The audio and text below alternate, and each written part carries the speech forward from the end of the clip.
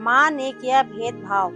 एक महिला जिसका नाम सविता था, वह बात बात में चालाकी खेला करती थी।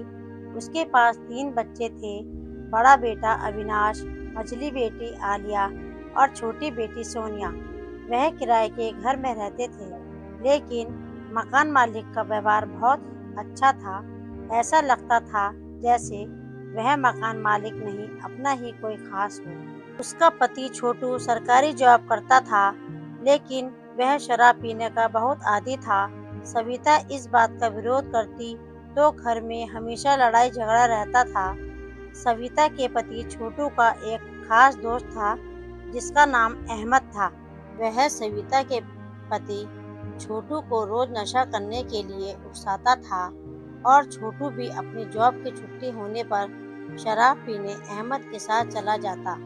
अहमद छोटू की जॉब के पीछे पड़ा रहता था, लेकिन छोटू दूसरों की बातों में बहुत जल्दी आ जाता था।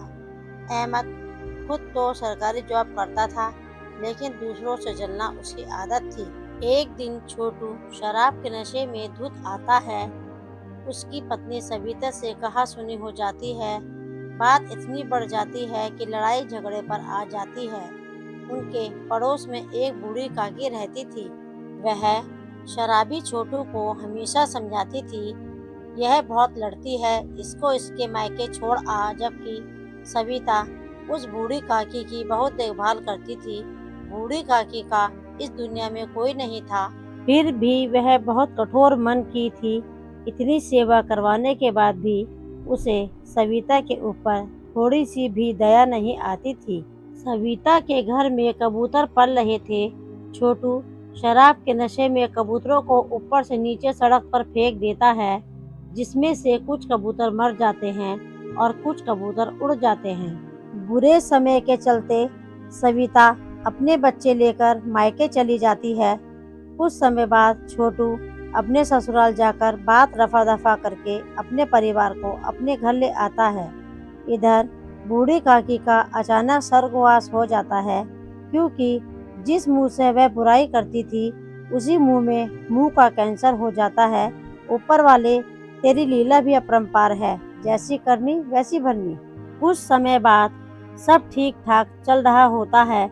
फिर अहमद से घर में शांति और सुकून नहीं देखा गया। फिर वह एक ऐसी चाल चलता है, छोटू को ऐसे जाल में फंसाता है। छोटू अपनी सरकारी जॉब छोड़ देता है। अब बेचारा परिवार गरीबी से लड़ रहा था। इस बीच एक मसीहा बनकर आया पड़ोसी। उसने छोटू को छोटा मोटा काम दिलाकर उसकी मदद की। कुछ समय के बाद सविता भी प्राइवेट जॉब करने लगी। कुछ दिन अच्छे चलने लगे। अविनाश 15 साल का हुआ। उसने पैसों की तंगी देखकर उसने भी जॉब करनी शुरू कर दी। परिवार की जिम्मेदारी को अपने कंधों पर उठाया। इस तरह उन सबकी जिंदगी पटरी पर आ गई। फिर बच्चे बड़े हुए। अविनाश की शादी हो गई, बहू आई। अपना राज चलाना चाहा, लेकिन चला नहीं।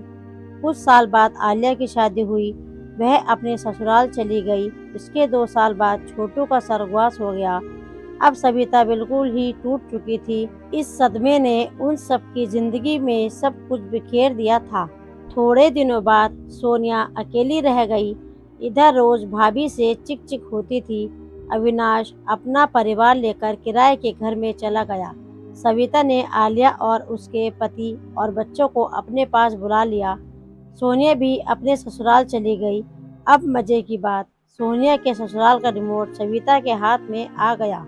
जैसा चाहती उसके ससुराल में आग में घी डालने का काम करती, क्योंकि कहते हैं ना, चुगली की धार बहुत तेज होती है। वह आलिया के हर कामों की शिकायत अपनी छोटी बेटी सोनिया को बताती। सोनिया और सविता ने आलिया के जीवन में जहर घोल दिया। एक माँ अपनी ही दोनों ही सगी बेटियों में इतना भेदभाव कर सकती है, यह कभी सोचा नहीं था। जितने भी लोग यह कहानी देख रहे हैं, कमेंट में बताएं और आलिया को क्या करना चाहिए।